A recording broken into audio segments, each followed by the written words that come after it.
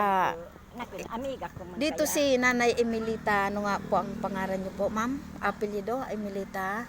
Batalya. Si Ma'am Emilita Batalya. Titingnan, ito po ang Bahay nila. bahay nila. Ito po ang dapat nating tulungan. Nag-iipi nga ni ako sa Ito, lalo na kung may bagyo, di sila alam kung hinahabot po ito ng lupa. Nanay Emilita, ito po ang bahay ni Nanay Emilita. Yan ang kitchen niya. Tapos lahat po yan trapal. Ito ang kitchen niya.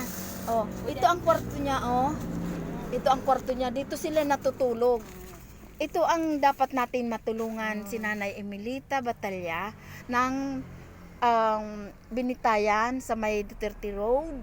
Ito po ang kailangan natin matulungan. Tingnan mo, 5 sila dito sila sama-sama nag-aiga. Ito ang bahay nila, ito trapal, imagine. Tiga, ito ayos-ayos ko pag nagurang kabuwasan, dumugan yan. Opo. Sige nanay, pag may makatulong, kailangan mag-ano ka po ng mga kaipuan nila.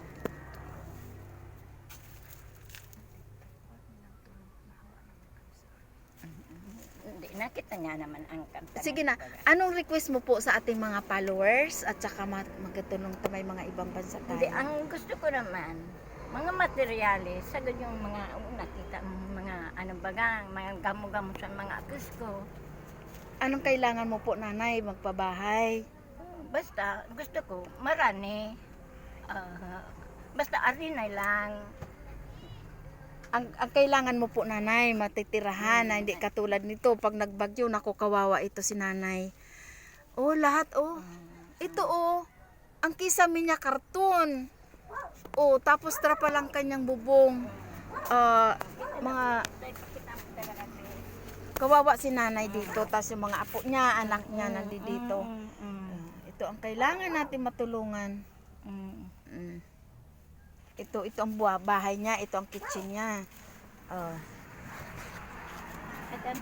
Dito siya nagluluto, Dito lang siya, itong lutuan niya, ito ang kailangan natin matulungan. Kailangan namin, hello mga followers at saka mga supporters. Kailangan namin ito. Ito ito ang bahay niya. Hindi pa susad kong balay man na akos ko ni. Ito pa yung anak niya. Kailangan natin si Nanay Emilita Batalya. Tingnan mo, itong sa anak niya. Pinakasubang man niya ding balay-balay saan ako. Itong mga bahay ng kanyang anak. Ito.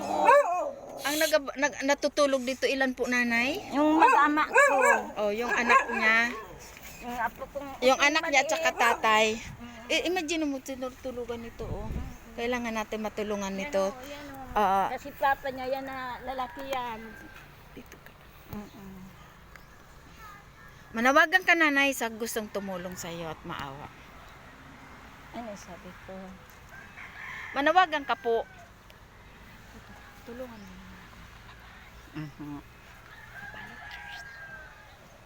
Pwede naman, madam, na tabangan mo kami sa mga pangbalay-barang naman, nakikita na ni ate, ang kamtangan sa mga anak ko, naawa ako sa mga anak ko.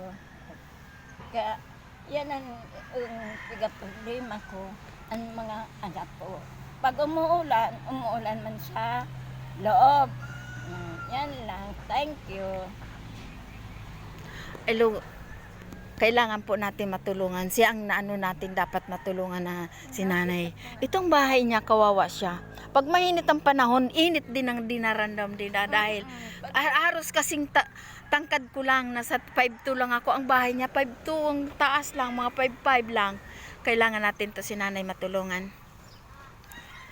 Kailangan natin ituloy. Hello mga taga supporter. Malapit po ito sa Bulkang Mayon. Napuntahan namin. Nakita ko lang. Aksidente ko lang nakita si nanay. Bye bye.